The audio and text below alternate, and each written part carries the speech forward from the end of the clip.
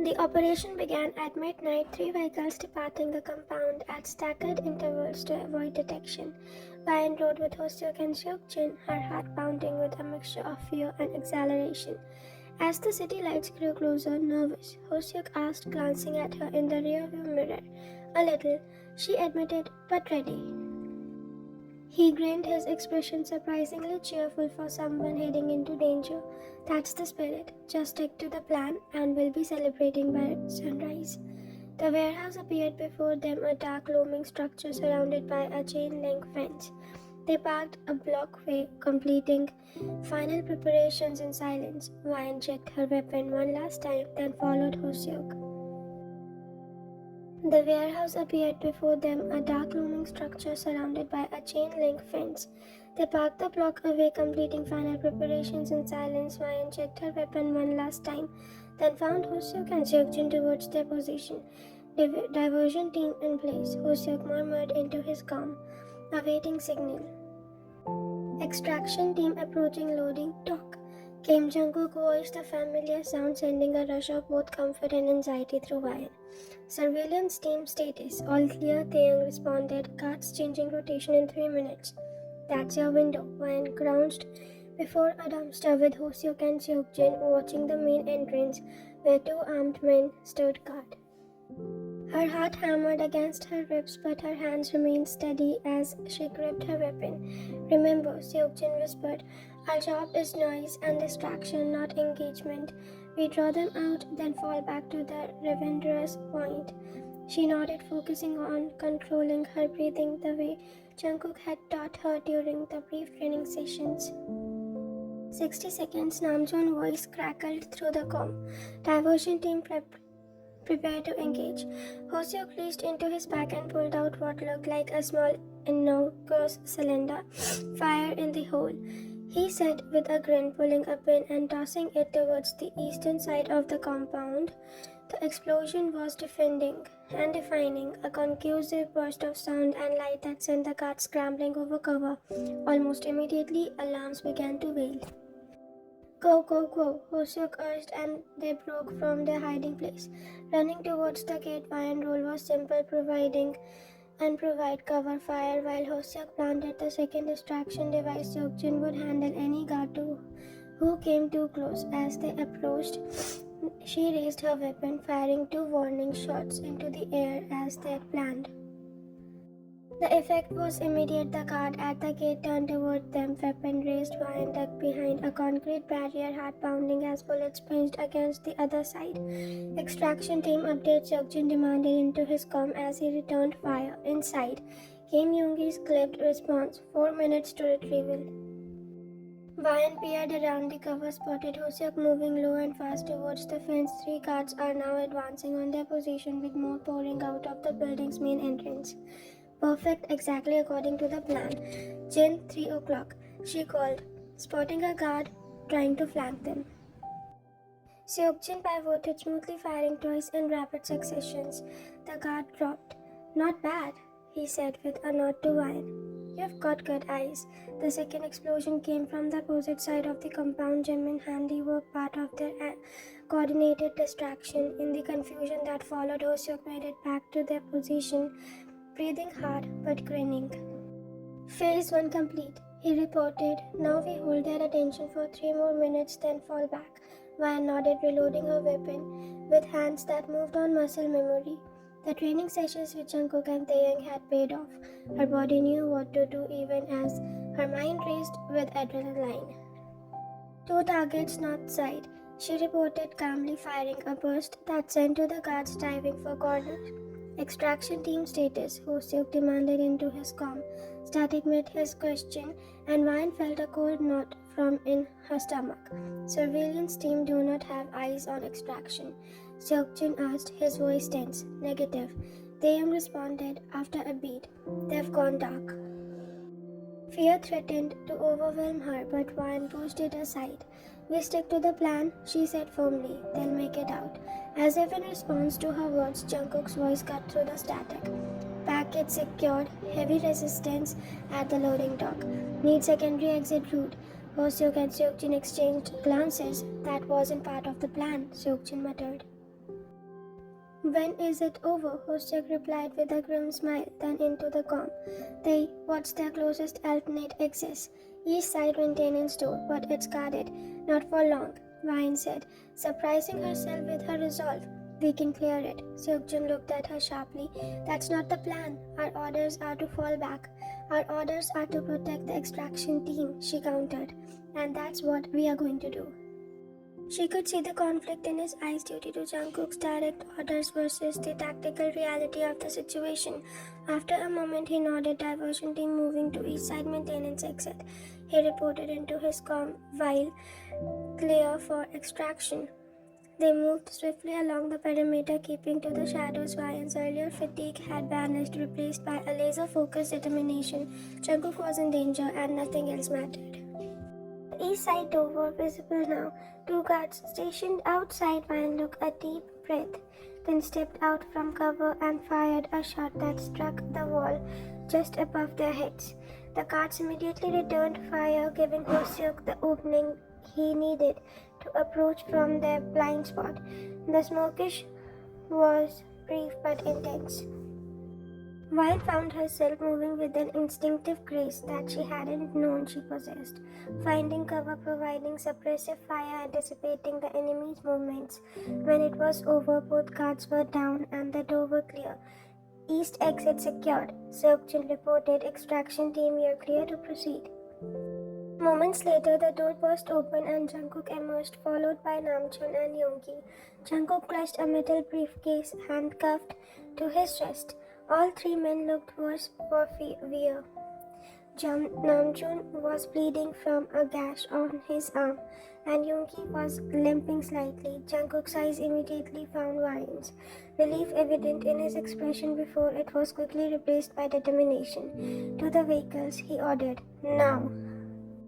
They ran, gunfire erupting behind them as marksmen realized their carry was escaping. Vine stayed close to Jungkook, covering his back as they practiced.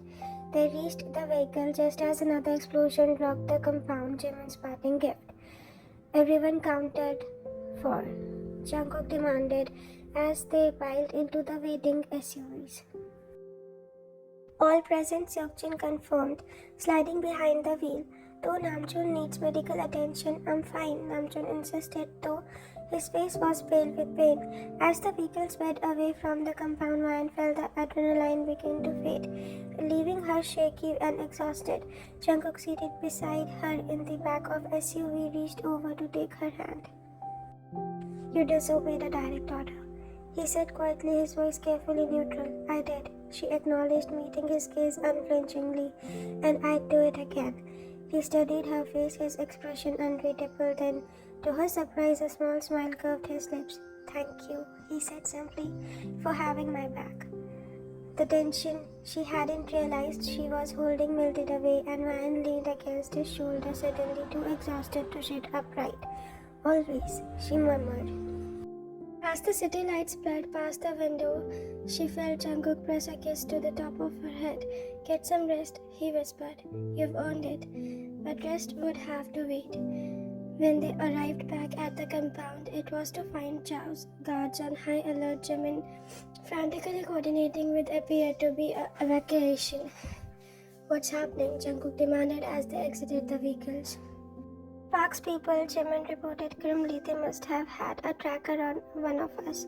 They are 20 minutes out, at least a dozen vehicles. Jungkook's face hardened into a dark mask of the cold. Calculating leader, Ryan had first met. Initiated Protocol 0. He ordered, burn everything, leave no trace. We moved to the backup location and the package. Namjoon asked, nodding towards the briefcase while handcuffed to Jungkook's wrist.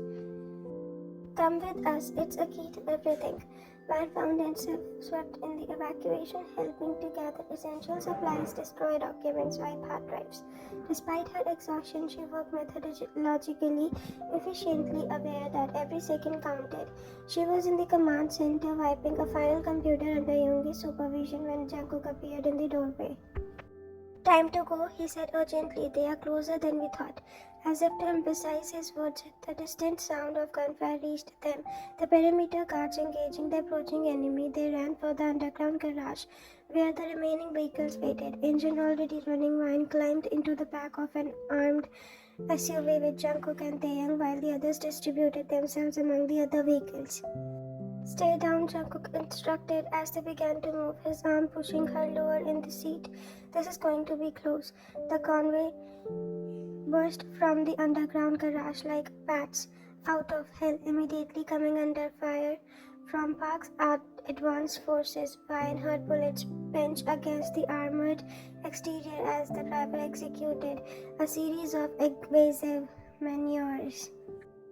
Through the chaos, she kept her eyes on Jungkook, drawing strength from his calm demeanor as he directed their escape through his comm device. This was his element, crisis and danger, and they navigated it with the precision of a surgeon. The convoy split up at the first junction, each vehicle taking a different route to their relentless point, a safeguard against being tracked. Ryan found herself gripping Jungkook's hand tightly as their SUV sped through the night, pursued by two Park's vehicles. "We need to lose them before we reach the highway," Taeyang said, grimly checking his weapon. Jungkook nodded. He turned to Ryan. "Do you trust me?" he asked, his voice low and intense. "With my life," she replied without hesitation. "Good." He squeezed her hand once, then turned to the driver. "Take the Ravine route." The driver's eyes widened in the rearview mirror. "So, with respect, that's the only way to guarantee we lose them," Jungkook finished firmly to it. The Ravine route, as it turned out, was a narrow, winding path down a steep incline that no sane person would attempt to speed. Ryan found herself clenching to the handle above the door. The SUV tilted precautiously, stones and dirt spraying from beneath the tires. "They won't follow us here," Taeyang explained, noticing her white-knuckle grip. "Too risky even for marksmen." He was right. When they reached the bottom of the ravine and sped along the dry riverbed, there was no sign of pursuit. By the time they emerged onto a rural road 20 minutes later, they were alone. "Convoy status," Jungkook demanded into his comm. "All vehicles accounted for," came Namjoon's voice, "relentless in 30 minutes. Ryan let out a breath and didn't realize she was holding. That made it, all of them." She looked over the Jungkook, finding him watching her with an expression that made her heart skip. "You did well today," he said quietly, so only she could hear. "Better than well. I had a good teacher," she replied with a small smile. His hand found hers, their fingers intervening. "When this is over," he said, "when Park is dealt with, the Black Swan is secure, we need to talk about the future, our future," she correctly gently. His smile, rare and genuine, lit up his face.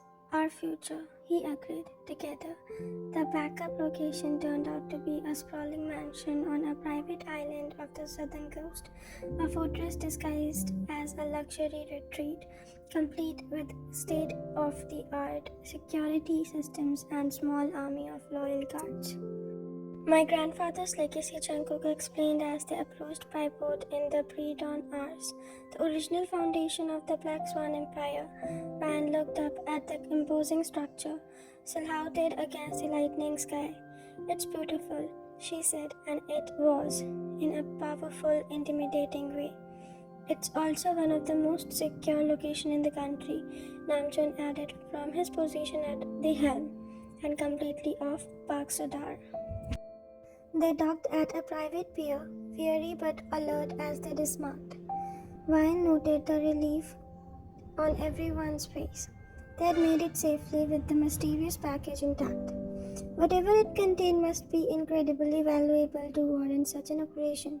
As if reading her thoughts, Jungkook touched her arm. "Come with me," he said softly. "It's time. You know what it is all about." He led her to a study on the mansion's second floor, a warm wooded paneled room with a view of ocean. The others followed, arranging themselves around the room as Jungkook placed the briefcase on the dark desk and entered a code into the lock. The click of the case opening seemed unnaturally loud in the silence. Ryan leaned forward, curious despite her exhaustion, as Jungkook removed the stack of files and small hard drive. "What is it?" she asked. "Leverage," Jungkook replied, handing the drive to Namjoon. "Evidence of Park's dealings with corrupt government officials, records of human trafficking operations, Money laundering enough to destroy him completely. And not just Park, Yoongi added, his voice grim. This implicates half of the power players in the Seoul. Ryan phoned trying to process this information through her fatigue. How did you get this and why was it the warehouse? We had an insider in Park's organization, jungkook explained, someone who wanted out, who believed Park had gone too far. He compiled his evidence over years, waiting for the right moment to use it. The attack on the warehouse was never about drugs or territory. The young continued, it was about this information Park discovered his mole and tracked the data to our storage facility. And the mole, Van asked, though she already suspected the answer. Jungkook's expression darkened. Dead. Park made an example of him. The weight of his revelant settled over Ryan. People had died for this information. Good people. If they were trying to stop Park's worst atrocities, the reality of the world she now inhabited pressed in on her anew. So what now? She asked, looking around at the assembled members of the Black Swans in a circle. We used this to take down Park, not just Park, Jungkook said, his eyes meeting hers and in an intensity that took her breath away. We used this to exchange everything, to write the rules. Do you mean by this? Ryan asked, sensing something momentous in his words. Jungkook looked around at his closest friend and Elise, then back to Ryan. The Black Swan has always operated in the shadows, doing what was necessary to survive in a world ruled by corruption and violence. But this, he gestured to the files, he gave us a chance to step into the light. You're talking about legitimacy, Namjoon said, his expression thoughtful. Using this leverage to transition our operations, I'm talking about a new beginning, Jungkook confirmed.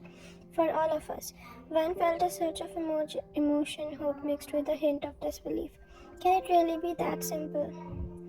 Use this information to force a truce to carve out a legitimate path. Nothing about this will be simple, Yoongi warned. Park will fight back with everything he has, and some of the people implicated in those files are powerful enough to make us disappear without a trace. Which is why we need to be strategic, Jungkook said. We don't realize everything at once. We use it carefully to negotiate from a position of strength. He turned to Ryan, his expression softening. This was always the plan, to find a way out of the cycle of violence, to build something that could last beyond us. Something that wouldn't require the next generation to live the way we have. The implication of these words, a future together free from the constraints of their current reality, made Ryan's heart swell. She reached for his hand, squeezing it gently. Then let's make it happen. The meeting continued into the early hours of the morning. Strategies formed and discarded as they planned their next move. Ryan contributed when she could, her perspective as an outsider providing insights the others might have missed. But eventually exhaustion claimed her and she felt herself drifting off, her head resting against Jungkook's shoulder. She woke hours later in an unfamiliar bedroom, sunlight streaming through partly closed curtains.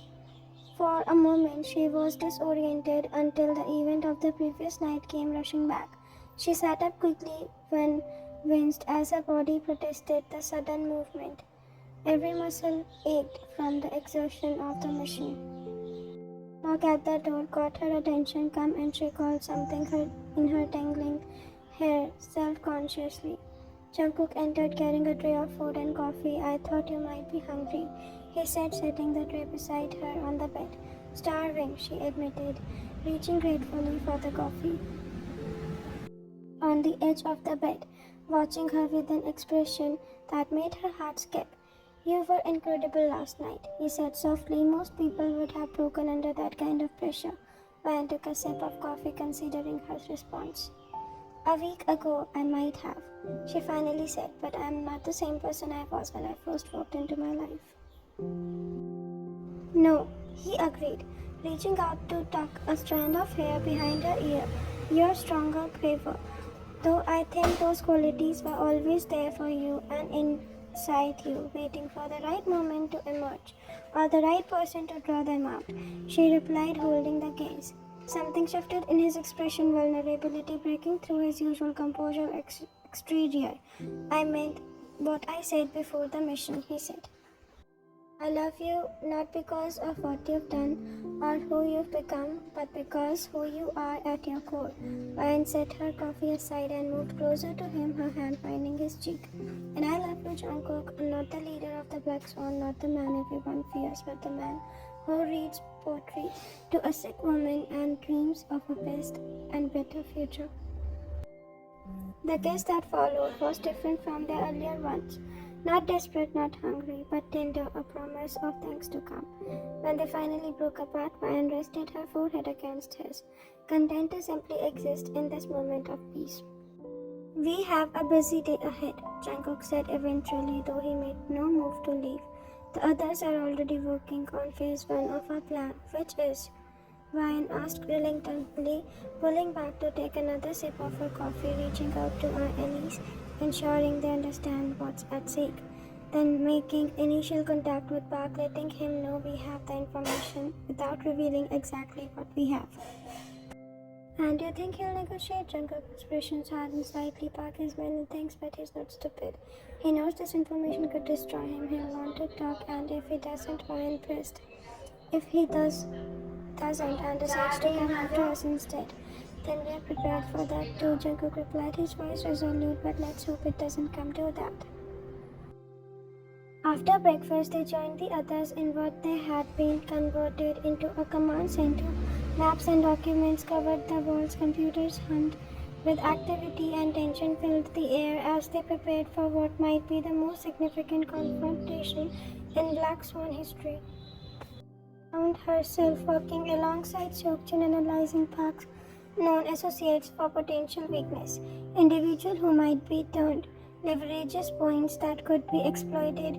Her training is psychology, once used to help clients navigate career transitions, now served a very different purpose. You have a gift for this, Seokjin observed as she identified a pattern in the behavior of Park's second in command. Seeing people clearly, understanding what drives them, it's just about paying attention. Van replied, though she was pleased by the compliment. People show how they are if you know how to live.